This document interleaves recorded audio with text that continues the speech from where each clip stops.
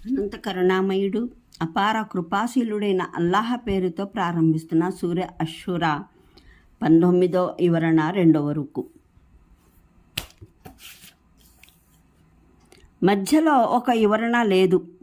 మహనీయ మూసా అలైహిస్సలాం తన్ను తాను విశ్వప్రభువు సందేశహరుణ్ణిగా పరిచయం చేసుకుని తాను ఏ సందేశాన్ని అందజేయడానికి పంపబడ్డారో దాన్ని అందజేసిన వివరాలు ఇక్కడ వదిలివేయడం జరిగింది.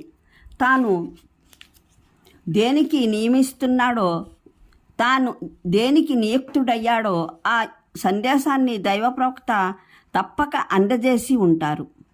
అందువల్ల దాన్ని ఇక్కడ ప్రస్తావించే అవసరం లేకపోయింది.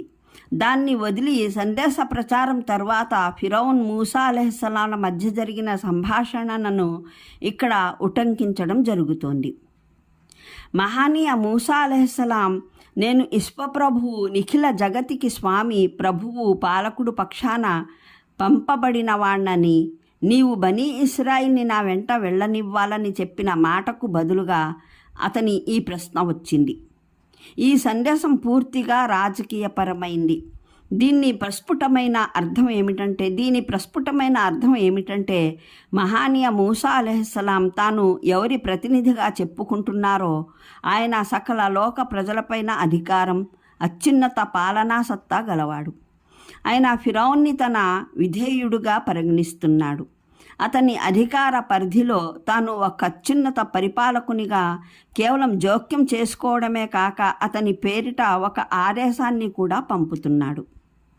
నీవు నీ పాలిత ప్రజలలో ఒక భాగాన్ని నేను నియోగించిన ప్రతినిధికి అప్పజెప్పు, అతడు వారిని నీ రాజ్య పరిధి నుండి బయటికి తీసుకువెడతాడు అని. దానికి ఫిరౌన్ ప్రశ్నిస్తున్నాడు, ఎవరు ఆ సకల లోక ప్రజల స్వామి, పరిపాలకుడు? ఈజిప్ట్ చక్రవర్తికి అతని ప్రజలలోని ఒక సాధారణ వ్యక్తి చేత ఈ ఆదేశం పంపేందుకు ఎవడాయనా అని. అంటే నేను భూమిలో నివసించే ఏదో సృష్టి పక్షాన తాను పరిపాలకుణ్ణి అని చెప్పుకునే నస్వరుడైన మనిషి తరపున రాలేదు. భూమి ఆకాశాల స్వామి వద్ద నుండి వచ్చిన వాణ్ణి. ఈ విశ్వానికి ఒక సృష్టికర్త, స్వామి, పరిపాలకుడు ఉన్నాడని నీవు నమ్ముతున్నట్లయితే సకల లోక ప్రభువు ఎవడో అర్థం చేసుకోవడం నీకు ఏమంత కష్టమైన విషయం కారాదు. హజరత్ మూసా అలైహిస్సలాం సంబోధన ఫిరౌన్ దర్బారులోని వారిని ఉద్దేశించింది. వారినే సంబోధించి ఫిరౌన్ విన్నారా అని అన్నాడు. హజరత్ మూసా అలైహిస్సలాం వారిని ఉద్దేశించి ఇలా అన్నారు, నేను ఈ భూటకపు ప్రభువులను విశ్వసించను. ఈ ప్రభువులు నేడు ఉన్నారు, నిన్న లేరు, నిన్న ఉన్నారు, నేడు లేరు. ఈ ఫిరౌన్ నేడు మీ ప్రభువై కూర్చున్నాడు, నిన్న లేడు. నిన్న మీ తాత ముత్తాతలు ఏ ఫిరౌన్లను ప్రభువులుగా చేసుకున్నారో వారు నేడు లేరు. నేను ఏ ప్రభువు అధికారం, పరిపాలనను నమ్ముతున్నానో ఆయన నేడు కూడా మీకు ఈ ఫిరౌన్కు ప్రభువే, లోగడ గతించిన మీ తాత ముత్తాతలందరికీ ప్రభువే. అంటే నన్నైతే పిచ్చివాణ్ణిగా పరిగణిస్తున్నారు. మరి మీరే బుద్ధిమంతులైనట్లయితే కాస్త ఆలోచించండి. వాస్తవంగా ప్రభువు పాపం భూమిలో ఒక చిన్న ప్రదేశానికి రాజులు కూర్చున్న ఈ ఫిరౌనా, లేదా తూర్పు పడమరలకు స్వామియా? ఈజిప్టుతో పాటు తూర్పు పడమరల అంతటా వ్యాపించి ఉన్న దానంతటికీ స్వామియా? నేనైతే ఆయన ప్రభుసత్తానే అంగీకరిస్తాను. ఆయన పక్షాన్ని ఈ ఆదేశాన్ని ఆయన దాసుల్లో ఒకనికి అందజేస్తున్నాను. ఈ సంభాషణను అర్థం చేసుకునేందుకు ఒక విషయం దృష్టిలో ఉంచుకోవాలి. నేటిలానే ప్రాచీన కాలంలోనూ అలా ఆరాధ్యుడు అనే భావన కేవలం మతపరమైన అర్థం వరకే పరిమితమై ఉండేది. అంటే ఆరాధ్యునికి కేవలం పూజా పురస్కారాలు, మొక్కుబడుల వరకు మాత్రమే అర్హత ఉండేది. ప్రకృతికి అతీతమైన అధిక్యత, అధికారాలు ఆరాధ్యునికి ఉండటం వల్ల మానవుడు తన వ్యవహారాల్లో ఆయన్నే సహాయాన్ని అర్థిస్తూ సహకారాన్ని వేడుకుంటూ ఉండేవాడు. ప్రార్థనలు చేయడానికి కూడా ఆయనే తగినవాడు అని భావించేవారు. కానీ ఒక ఆరాధ్యుడు చట్టం రీత్యాను, రాజకీయ భావంలోనూ అధిక్యత గలవాడు అవనడం, ప్రపంచ వ్యవహారాలలో తాను కోరిన ఆదేశాలు జారీ చేసే అధికారం గలవాడు కావడం జనం ఎన్నడూ అంగీకరించలేదు. మానవులు ఆయన నియమించిన విధి నిషేధాలను అత్యున్నత చట్టంగా అంగీకరించి దాని సమక్షంలో వంగిపోవడం తమ విద్యుక్త ధర్మమని మానవులు ఒప్పుకోలేదు. ప్రపంచంలోని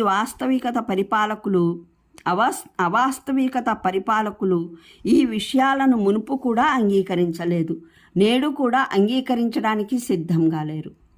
వారు సదా ఒకే మాట చెబుతూ వచ్చారు: ప్రపంచ వ్యవహారాలలో మేమే పరమోన్నత అధికారాలున్న వారము. ఏ ఆరాధ్యునికి మా రాజకీయాలలోనూ మా చట్టాలలోనూ జోక్యం చేసుకునే హక్కు లేదు అన్నది వారి వాదన.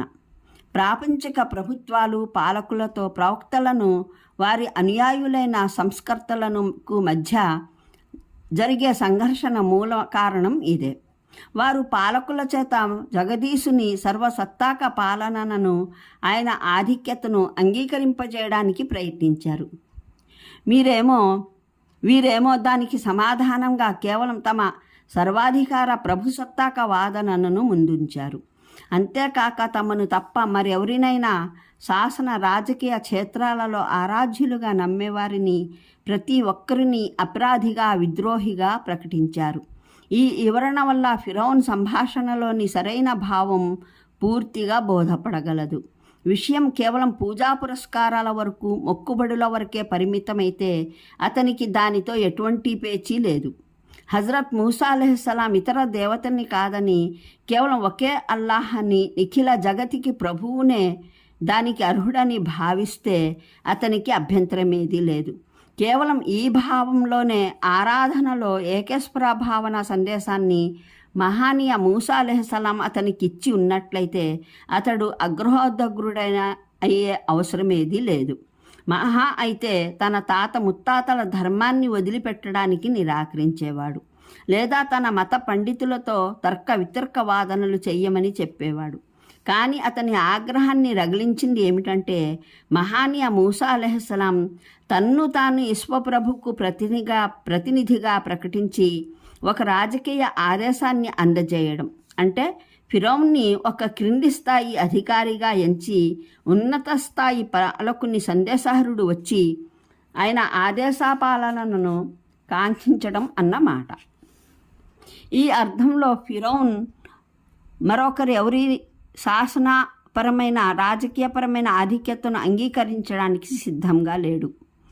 అంతేకాదు, తన పాలిత ప్రజల్లో ఏ ఒక్క వ్యక్తి అయినా సరే తన్ను తప్ప ఇతరుల్ని ఉన్నత స్థాయి అధికారిగా అంగీకరించడాన్ని అతను ఊహించలేదు. అందువల్లనే అతడు తొలుత విశ్వప్రభువు అనే పరిభాష మీదనే సవాలు విసిరాడు. ఎందుకంటే ఆయన పక్షాన తెచ్చిన సందేశంలో కేవలం మతపరమైన ఆరాధ్యుని భావం కాదు, అతి స్పష్టంగా రాజకీయ ఉన్నత అధికార సత్తా ఛాయలు కానవస్తున్నాయి. తర్వాత హజరత్ మూసా అలైహిస్సలాం మరీ వివరిస్తూ తాను ఏ విశ్వప్రభు సందేశాన్ని తీసుకువచ్చాడో ఆయన ఎవరో తెలిపినప్పుడు అతను అతి స్పష్టంగా బెదిరించాడు: ఈజిప్ట్ దేశంలో నీవు నా ప్రభు సత్తాను తప్ప మరెవరి సత్తా ప్రస్తావన తెచ్చినా జైలు పాలవుతావు అని. అంటే నేను నిజంగానే విశ్వప్రభువు, భూమి ఆకాశాల ప్రభువు, తూర్పు పడమరల ప్రభువు అయిన దేవుని సందేశహరుని అనడానికి విస్పష్టమైన స్నేహాన్ని, నిదర్శనాన్ని అందజేసిన పక్షంలోనూ నీవు నా మాటను నమ్మడానికి నిరాకరిస్తావా? నన్ను జైలుకు పంపివేస్తావా